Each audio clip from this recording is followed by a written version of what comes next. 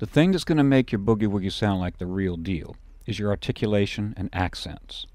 Articulation refers to how long a note rings or how it doesn't ring, meaning it can be legato where each note rings right up to the next note. I'll demonstrate.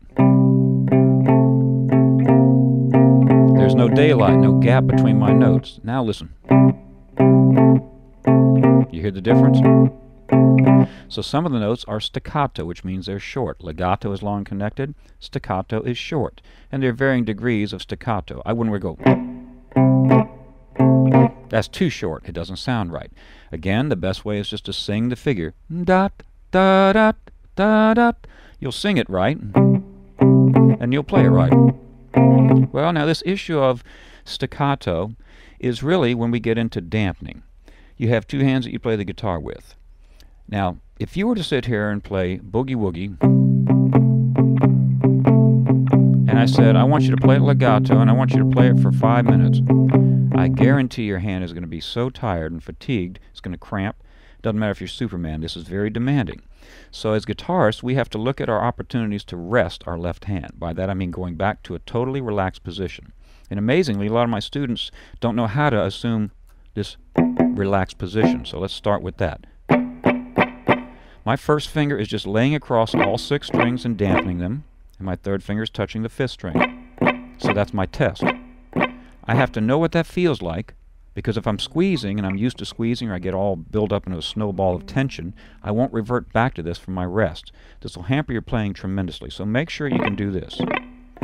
Then you simply play with left hand staccato. You relax your left hand, let the strings lift themselves up off the frets. So let's look at just playing the root and the 5th staccato with left hand dampening. And that should feel quite relaxing because you squeeze and you relax. And every time your hand goes back to a totally relaxed state. That won't be too hard with your 1st and your 3rd fingers. Now put down the 6th. And notice I'm talking in terms of scale degrees. You should have these memorized. 6 is always a whole step higher than 5. Now when I play that, I've got 3 fingers that squeeze, 3 fingers that relax. I'm not taking any fingers off the strings at any time. Then I'm going to move out for the root and the flat 7. And you're going to work on actually getting some speed.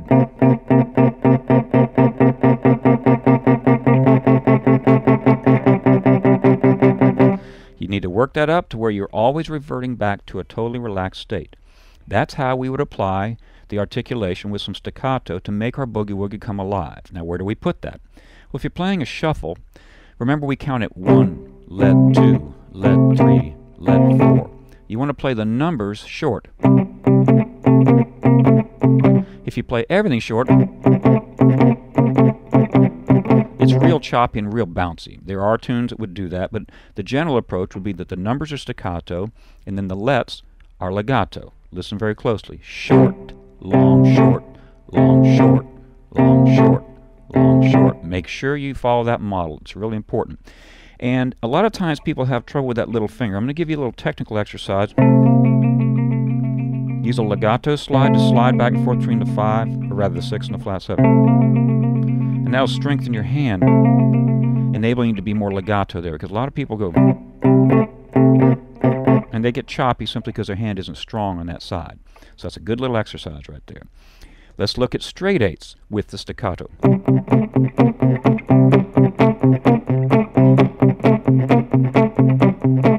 And there are many, many variations of this. This whole boogie woogie principle is something that started a long time ago with pianists, and then listen to Chuck Berry and all the great rock and roll guitar players and blues players, and listen to the variations. You'll learn a lot about how this should be articulated, and it depends on the style of the blues or the funk or rock that you're playing also. Okay, we've covered totally fingered placement of the boogie woogie. If we have open strings, it compounds it. Let's go back to our original open position boogie woogies. Now here we have 1 string open and 1 string fretted. Well, this poses a little bit of a problem if we want to get staccato on those numbers, for example. And by the way, you can't be chopping in and out with your right hand. You're palm muting or dampening like it. That just won't work very well. So you use your 2nd finger to take care of that 6th string.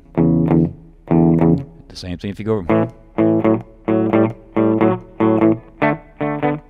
Now it's a little trickier than it looks, so you'll have to work on that very slowly. But the secret is, if you sing it dot, da dot, da dot. When your tongue hits the roof of your mouth, you should be relaxing and dampening. So make sure you spend a lot of time on this principle of articulation with your boogie woogie.